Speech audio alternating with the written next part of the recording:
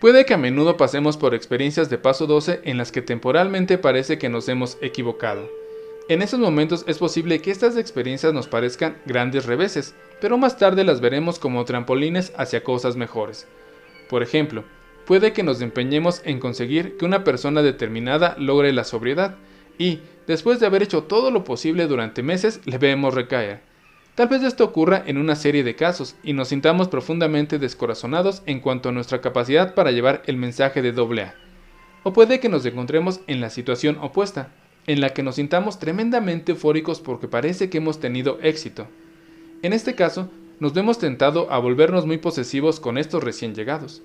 Tal vez intentemos darles consejos respecto a sus asuntos, consejos que ni estamos capacitados para dar ni debemos ofrecer en absoluto. Entonces nos sentimos dolidos y confusos cuando se rechazan nuestros consejos, o cuando se aceptan y resultan en una confusión aún mayor. A veces, por haber hecho con ardor una gran cantidad de trabajo de paso 12, llevamos el mensaje a tantos alcohólicos que ellos depositan en nosotros una gran confianza. Digamos que nos nombran coordinador de grupo. Nuevamente se nos presenta la tentación de ejercer un control exagerado, lo cual a veces tiene como resultado el rechazo y otras consecuencias que no son difíciles de aceptar. Pero a la larga nos damos cuenta claramente de que estos son únicamente los dolores de crecimiento y que solo nos traerán beneficios si recurrimos cada vez más a todos los 12 pasos para encontrar respuestas. Ahora vamos a considerar la cuestión más importante: ¿cómo practicar estos principios en todos nuestros asuntos? ¿Podemos amar en su totalidad esta forma de vivir con el mismo fervor con el amor que amamos esa pequeña parte que descubrimos al tratar de ayudar a otros alcohólicos a lograr la sobriedad? ¿Podemos llevar a nuestras desordenadas vidas familiares el mismo espíritu de amor y tolerancia que llevamos a nuestro grupo de AA? ¿Podemos tener en estas personas contagiadas y a veces desquiciadas por nuestra enfermedad la misma confianza y fe que tenemos en nuestros padrinos? ¿Podemos realmente llevar el espíritu de AA a nuestro trabajo diario? ¿Podemos cumplir con nuestras recién reconocidas responsabilidades ante el mundo en general? ¿Y podemos dedicarnos a la religión que hemos escogido con una nueva resolución de devoción? ¿Podemos encontrar una nueva alegría de vivir al tratar de hacer algo respecto a todas estas cosas? Además, ¿cómo vamos a enfrentarnos con los aparentes fracasos o éxitos? ¿Podemos ahora aceptar y ajustarnos a cualquiera de ellos sin desesperación y arrogancia? ¿Podemos aceptar la pobreza, la enfermedad, la soledad y la aflicción con valor y serenidad? ¿Podemos contentarnos sin vacilar? Esto con las satisfacciones más humildes, pero a veces más diarias. Esta cuando nos vemos privados de los logros más brillantes y espectaculares. La respuesta de AA a todas estas preguntas acerca de la vida es sí, todas estas cosas son posibles. Esto lo sabemos porque hemos visto a aquellos que insisten en practicar los 12 pasos de AA y convertir la monotonía, el dolor e incluso la calamidad en algo que les sirve. Y si estas son las realidades de la vida para los muchos alcohólicos que se han recuperado en AA, pueden llegar a ser las realidades de la vida para muchos más. Claro está que incluso los AA más dedicados rara vez alcanzan semejantes logros. Aunque no lleguemos a tomarnos ese primer trago, a menudo nos apartan del camino. A veces nuestros problemas tienen su origen en la indiferencia. Nos encontramos sobrios y contentos con nuestro trabajo de AA. Las cosas van bien en casa y también en la oficina. Naturalmente nos felicitamos por lo que más tarde resulta ser un punto de vista demasiado fácil y superficial. Dejamos temporalmente de desarrollarnos porque nos sentimos convencidos de que, para nosotros, no hay necesidad de practicar todos los 12 pasos de AA. Nos va bien con solo practicar unos cuantos. Tal vez nos va bien con solo 2. El primer paso y la parte de llevar el mensaje del 12º paso. En la jerga de este estado eufórico se conoce por el nombre de el paso doble y puede continuar durante años. Incluso los que tenemos las mejores intenciones podemos caer en la trampa del paso doble. Tarde o temprano se nos pasa esta frase de nube rosada y la vida empieza a parecernos aburrida y nos sentimos decepcionados.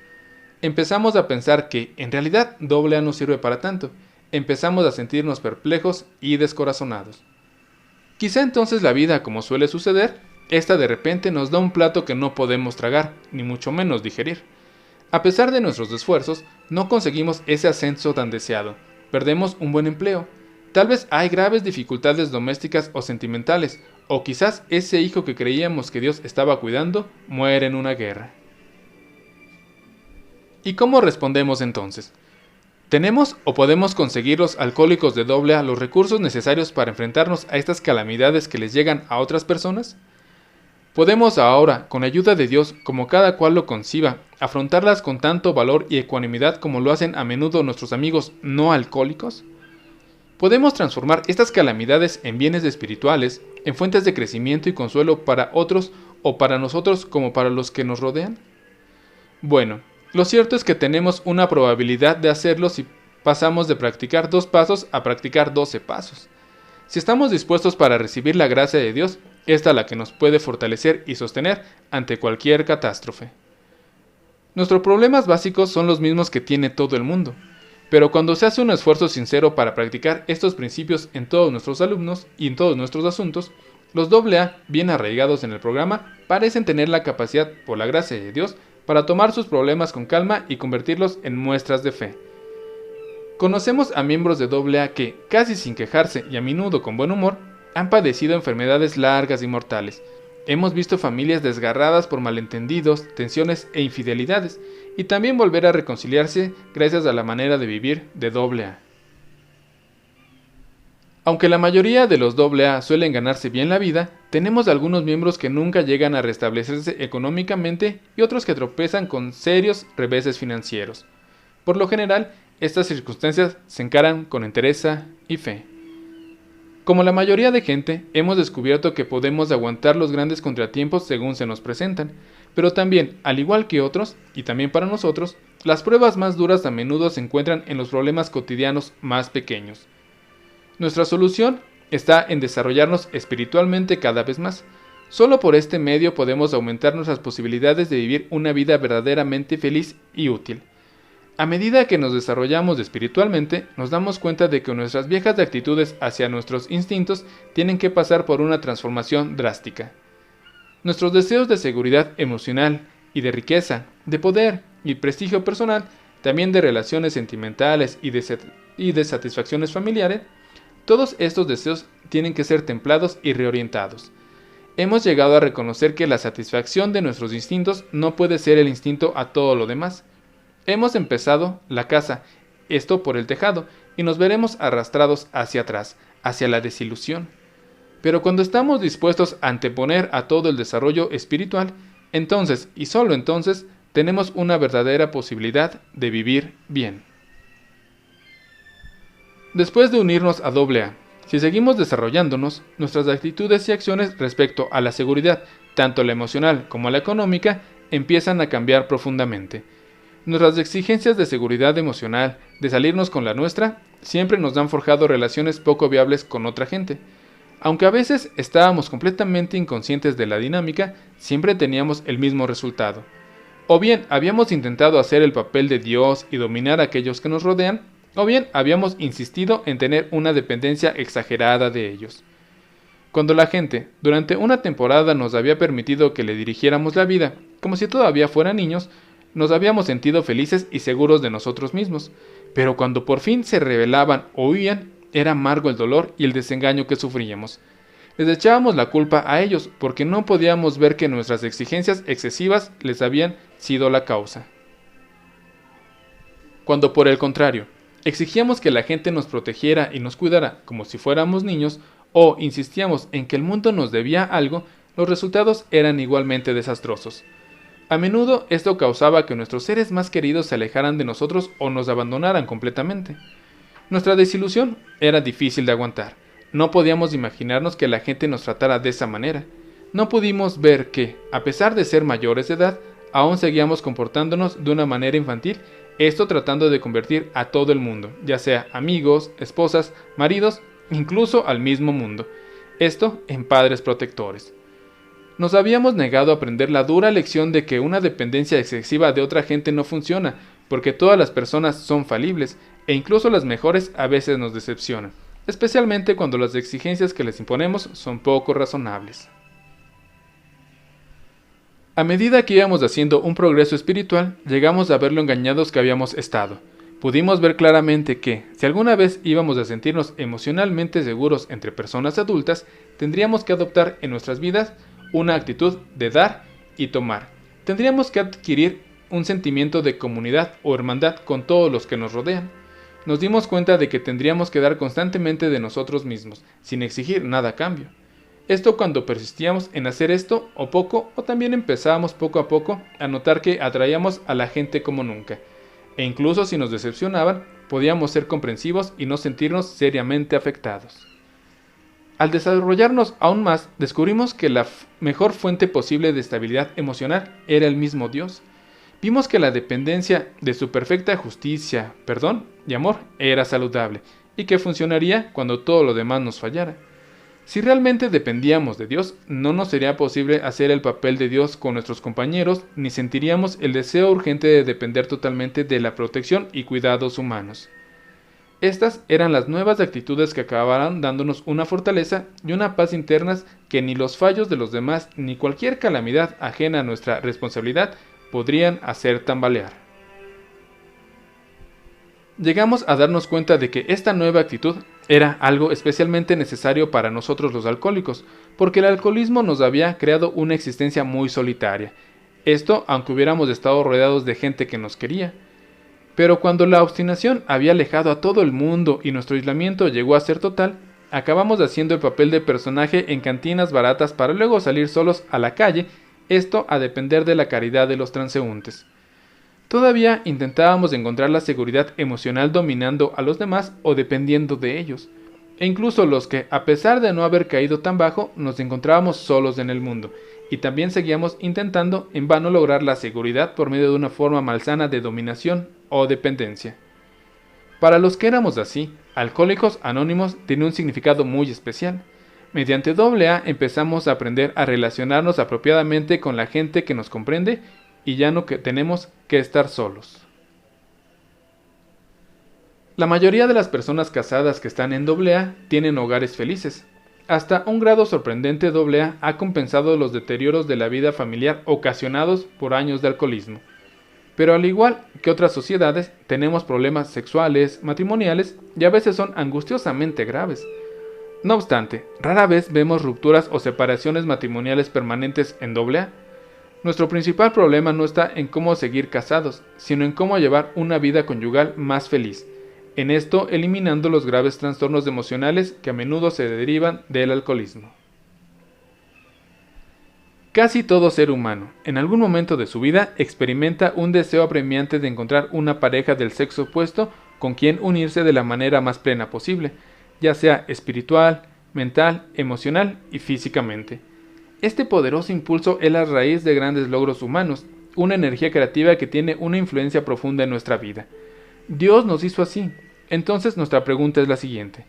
¿Cómo, por ignorancia, obsesión y obstinación, llegamos a abusar de este don para nuestra propia destrucción? Los AA no podemos pretender ofrecer respuestas definitivas a esas preguntas eternas, pero nuestra propia experiencia nos sugiere ciertas respuestas que funcionan para nosotros. A causa del alcoholismo se pueden producir situaciones anormales que perjudican la convivencia y la unión de un matrimonio. Si el marido es alcohólico, la mujer tiene que convertirse en cabeza y a menudo en sostén de la familia. A medida que se van empeorando las circunstancias, el marido se convierte en un niño enfermo e irresponsable al que hay que cuidar y rescatar de un sinfín de líos y apuros. Poco a poco, y normalmente sin que se dé cuenta, la mujer se ve forzada a hacer el papel de madre de un niño travieso. Y si, para empezar, tiene un fuerte instinto maternal, la situación se agrava. Claro está que, bajo estas condiciones, difícilmente puede existir una relación de igual a igual. La mujer generalmente sigue haciendo las cosas con su mejor voluntad, pero el alcohólico, mientras tanto, va oscilando entre el amor y el odio a sus atenciones maternales. Así se establece una rutina que más tarde puede ser difícil de romper. No obstante, bajo la influencia de los 12 pasos de AA, a menudo se pueden corregir estas situaciones. No obstante, cuando las relaciones han sido grandemente alteradas, puede ser necesario un largo periodo de pacientes esfuerzos. Después de que el marido se haya unido a AA, puede que la mujer se vuelva descontenta e incluso que se sienta resentida de que Alcohólicos Anónimos haya logrado hacer aquello que ella no pudo hacer con tanto año de dedicación. Es posible que su marido llegue a estar tan absorto en AA y con sus nuevos amigos que se comporte de una manera poco considerada y pase más tiempo fuera de la casa, esto aún, que cuando bebía. Al ver lo infeliz que ella está, le recomienda la práctica de los 12 pasos de AA e intenta enseñarle cómo vivir. Naturalmente, ella cree que durante muchos años se las ha arreglado mucho mejor que él para vivir. Cada uno le echa la culpa al otro y se pregunta si volverían a tener algún día un matrimonio feliz. Puede que incluso empiecen a sospechar que nunca lo hubiera sido. Claro está que se puede haber minado tan profundamente las bases para llevar una vida compatible que sea necesaria una separación, pero esto ocurre con poca frecuencia. El alcohólico, al darse cuenta de que todo lo que su mujer ha tenido que aguantar y de todo el daño que le ha hecho a ella y a sus hijos, casi siempre asume sus responsabilidades matrimoniales bien dispuesto a reparar lo que pueda aceptar, esto aquello que no se puede corregir. Asiduamente sigue intentando practicar en su hogar todos los 12 pasos de AA y a menudo con buenos resultados. Llegando a este punto empieza con firmeza pero cariñosamente a comportarse como un marido y no como un niño travieso. Y sobre todo, por fin se convence de que el enredarse en aventuras amorosas no es una forma de vivir para él. En AA hay muchos solteros y solteras que desean casarse y que se ven en posibilidades de hacerlo. Algunos se casan con compañeros de AA. ¿Cómo resultan estos matrimonios? Por lo general suelen funcionar bastante bien. Los sufrimientos que tenían en común como bebedores y el interés que tienen en común por AA y lo espiritual, eso también a menudo enriquece esas uniones. También es cierto que los flechazos y los casos de amor a primera vista pueden traer dificultades. Los miembros de la futura pareja deben tener una base firme en AA y deben haberse conocido suficiente tiempo como para saber que su compatibilidad espiritual, mental e emocional es una realidad y no una ilusión. Deben tener la mayor seguridad posible de que no exista ningún trastorno emocional profundo, esto en el uno o en el otro, y que más tarde bajo las presiones de la convivencia vuelva a aparecer de nuevo para arruinar el matrimonio. Estas consideraciones son igualmente válidas e importantes para los AA, estos que se casan fuera de la comunidad. Con una clara comprensión de la realidad y una actitud adulta y apropiada, se consiguen buenos resultados. ¿Y qué podemos decir de los muchos miembros de AA que por diversas razones no pueden tener una vida familiar? Al comienzo, muchas de estas personas, al ver a su alrededor tanta felicidad doméstica, se sienten muy solas, tristes y aisladas, si no pueden conocer este tipo de felicidad. ¿Puede AA ofrecerles satisfacciones de parecido valor y permanencia? Sí, siempre que las busquen con tesón. Estos supuestos solitarios, al verse rodeados de tantos amigos de AA, nos dicen que ya no se sienten solos. En cooperación con otros, estos hombres y mujeres se pueden dedicar a numerosos proyectos constructivos, ideas y personas. Por no tener responsabilidades matrimoniales, pueden participar en actividades que los hombres y mujeres de familia no pueden permitirse. Cada día vemos a tales personas prestar servicios prodigiosos y recibir grandes alegrías a cambio. En lo relacionado con el dinero y las cosas materiales, experimentamos el mismo cambio revolucionario de perspectiva. Con pocas excepciones todos habíamos sido derrochadores, íbamos despilfarrando el dinero por todas partes con la intención de complacernos y de impresionar a los demás. En nuestros días de bebedores nos comportábamos como si tuviéramos fondos inagotables, pero entre borrachera y borrachere a veces íbamos al otro extremo y nos convertíamos en tacaños. Sin darnos cuenta, estábamos acumulando fondos para la próxima borrachera. El dinero era el símbolo del placer y de la presunción. Cuando nuestra forma de beber se empeoró aún más, el dinero no era sino una apremiante necesidad que nos podía comprar el próximo trago y el alivio pasajero del olvido que éste nos traía. Al ingresar en AA, nuestra actitud cambió bruscamente y a menudo fuimos a parar al otro extremo. Nos entraba el pánico al contemplar el espectáculo de años de despilfarro. Creíamos que no había tiempo suficiente para restablecer nuestra maltrecha economía. ¿Cómo íbamos a pagar esas tremendas deudas? Comprarnos una casa decente, educar a nuestros hijos y ahorrar algún dinero para la vejez. Nuestro objetivo principal ya no era dar la impresión de nadar en dinero. Ahora exigíamos la seguridad material. Incluso cuando nuestros negocios se habían restablecido, esos temores espantosos seguían atormentándonos. Esto volvió a convertirnos en avaros y tacaños. Era imprescindible que tuviéramos una total seguridad económica. Nos olvidamos de que la mayoría de los alcohólicos en AA tienen un potencial de ingresos mucho más alto que el promedio. Nos olvidamos de la inmensa buena voluntad de nuestros hermanos de AA que estaban muy deseosos de ayudarnos a conseguir mejores trabajos cuando los mereciéramos. Nos olvidamos de la inseguridad económica, real o posible, eso de todos los seres humanos del mundo, y lo peor de todo, nos olvidamos de Dios. En los asuntos de dinero solo teníamos fe en nosotros mismos e incluso esta era una fe muy pobre. Todo esto significaba que aún estábamos bastante desequilibrados.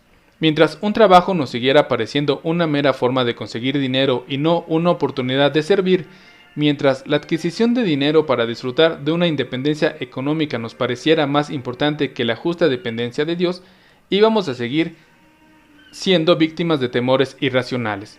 Y esos temores nos harían imposible llevar una vida serena y útil, fueran cuales fueran nuestras circunstancias económicas. Pero con el paso del tiempo descubrimos que, con la ayuda de los 12 pasos de AA, podíamos librarnos de estos temores, sin importar cuáles fueran y cuáles nuestras perspectivas económicas fueran esas. Podíamos realizar alegremente tareas humildes sin preocuparnos por el mañana. Si por suerte nuestras circunstancias eran buenas, ya no vivíamos temiendo los reveses, porque habíamos llegado a saber que tales dificultades podrían ser transformadas en bienes espirituales. Lo que más nos importaba no era nuestra condición material, sino nuestra condición espiritual. Poco a poco el dinero pasó a ser nuestro dueño, a ser nuestro servidor. Llegó a convertirse en un medio para intercambiar amor y servicio con aquello que nos rodeaban. Cuando con la ayuda de Dios aceptamos serenamente nuestra suerte, nos dimos cuenta de que podíamos vivir en paz con nosotros mismos y enseñar a otros que aún sufrían los mismos temores que ellos también podían superarlos. Llegamos a entender que liberarnos del temor era más importante que liberarnos de las inquietudes económicas. Detengámonos aquí un momento a considerar la mejora en nuestra actitud hacia los problemas de la importancia personal, el poder, la ambición y el liderazgo. Estos eran los escollos en los que muchos de nosotros naufragamos en nuestras carreras de bebedores. Casi todo muchacho sueña con llegar a ser presidente del país, quiere ser el número 1 de la nación. Al hacerse mayor y ver la imposibilidad de realizarlo, puede sonreírse con buen humor recordando el sueño de su infancia. En años posteriores, descubre que la verdadera felicidad no se encuentra en intentar ser el número 1, ni ser uno de los primeros en la lucha desgarradora por el dinero, también el sexo o el prestigio. Llega a saber que puede estar contento mientras juegue bien las cartas que la vida le ha repartido. Sigue siendo ambicioso, pero no de una manera absurda, porque ahora puede ver y aceptar la realidad de la vida. Está dispuesto a mantenerse en su justa proporción. Pero no sucede así con alcohólicos. Cuando AA tenía pocos años de existencia, algunos psicólogos y doctores eminentes llevarán a cabo una investigación exhaustiva de un gran número de los llamados bebedores problema. Los médicos no intentaban determinar los diferentes que éramos unos de otros, trataban de identificar los rasgos de personalidad, estos si los hubiera, y que este grupo de alcohólicos tenía en común. Llegaron a una conclusión que dejaba estupefactos a los miembros de AA, de aquel entonces. Estos hombres distinguidos tuvieron la osadía de decir que la mayoría de los alcohólicos que habían examinado eran infantiles, hipersensibles emocionalmente y tenían delirios de grandeza. Qué resentidos estábamos ante este veredicto. Nos negábamos a creer que nuestros sueños adultos eran a menudo verdaderamente infantiles, y al tener en cuenta la mala suerte que nos había tocado en la vida, nos parecía muy natural que fuéramos muy sensibles. En cuanto a nuestros delirios de grandeza, insistíamos en que solo albergábamos una elevada y legítima ambición de ganar la batalla de la vida. No obstante, desde aquel entonces, la mayoría de nosotros hemos llegado a estar de acuerdo con aquellos doctores. Nos hemos parado a mirarnos más detenidamente a nosotros y a aquellos que nos rodean. Hemos visto que los temores e inquietudes irracionales eran los que nos impulsaban a dar la importancia primordial en la vida también al asunto de ganar la fama, el dinero y lo que para nosotros era el liderazgo. Así que el falso orgullo se convirtió en la otra cara de la ruidosa moneda, esta que era el temor. Teníamos que ser el número 1 para ocultar nuestro profundo sentimiento de inferioridad. Al tener alguno que otro éxito, alardeábamos de mayores hazañas futuras. Al sufrir alguna derrota, nos sentíamos amargados. Si teníamos poco éxito mundano, nos deprimíamos y nos acobardábamos. Entonces la gente decía que éramos seres inferiores, pero ahora nos vemos como astillas de un mismo palo. En el fondo, habíamos sido exageradamente temerosos. Daba lo mismo que nos hubiéramos sentado a las orillas de la vida, bebiendo hasta sumirnos en el olvido, o que nos hubiéramos lanzado imprudente y obstinadamente a unas aguas agitadas casi sin saber nadar. El resultado fue el mismo. Todos nosotros, por poco, nos ahogábamos en un mar de alcohol. Pero hoy día, para los AA, que han alcanzado su madurez, estos impulsos deformados han vuelto a cobrar algo parecido a su verdadero objetivo y encauzamiento. Ya no nos esforzamos por dominar o imponernos a los que nos rodean, esto para ganar prestigio. Ya no buscamos fama y honor para ser alabados. Si por nuestros dedicados servicios a la familia, los amigos y el trabajo a la comunidad atraemos el efecto de los demás y se nos escoge para puestos de mayor responsabilidad, los aceptamos con confianza. Tratamos de estar humildemente agradecidos y de esforzarnos aún más y estar animados por un espíritu de amor y servicio. Nos damos cuenta que el verdadero liderazgo depende del ejemplo que damos de nuestra competencia y no de vanidosos alardes de poder o de gloria. Aún más maravilloso es saber que no es necesario que nos distingamos entre nuestros semejantes para poder llevar una vida útil y profundamente feliz. Pocos de nosotros llegaremos a ser líderes eminentes.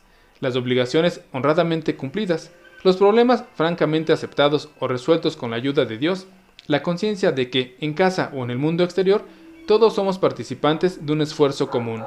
La realidad, bien entendida, de que a los ojos de Dios todo ser humano es importante, y la prueba de que el amor libremente dado siempre tiene su plena recompensa, con la certeza de que ya no estamos aislados ni solos en las prisiones que nosotros mismos hemos construido. También con la seguridad de que ya no tenemos que ser como peces fuera del agua, sino que encajamos en el plan de Dios y formamos parte de su designio. Estas son las satisfacciones legítimas y permanentes del recto vivir que no podrían reemplazar ninguna cantidad de pompa y circunstancia, ni ninguna acumulación de bienes materiales. La verdadera ambición no es lo que creíamos que era. La verdadera ambición es el profundo deseo de vivir útilmente y de andar humildemente bajo la gracia de Dios. Estos cortos ensayos sobre los 12 pasos de AA llegan ahora a su fin. Hemos venido considerando tantos problemas que puede causar la impresión que AA no es sino una infinidad de angustiosos dilemas e intentos de solucionarlos. Hasta cierto punto, esto es verdad. Hemos hablado acerca de problemas porque somos gente problemática que hemos encontrado una salida y una solución, y que deseamos compartirlas con todos los que las necesiten. Porque solo al aceptar y solucionar nuestros problemas podemos empezar a estar en paz con nosotros mismos, con el mundo que nos rodea y con el que preside todo sobre nosotros. La comprensión es la clave de las actitudes y los principios correctos, y las acciones correctas son la clave del buen vivir. Por eso, la alegría del buen vivir es el tema del 12º paso de AA. Que cada uno de nosotros, con cada día que pase en nuestra vida, llegue a sentir más profundamente el significado esencial de la sencilla oración de AA. Dios, concédenos la serenidad para aceptar las cosas que no podemos cambiar, el valor para cambiar aquellas que podemos y la sabiduría para reconocer la diferencia.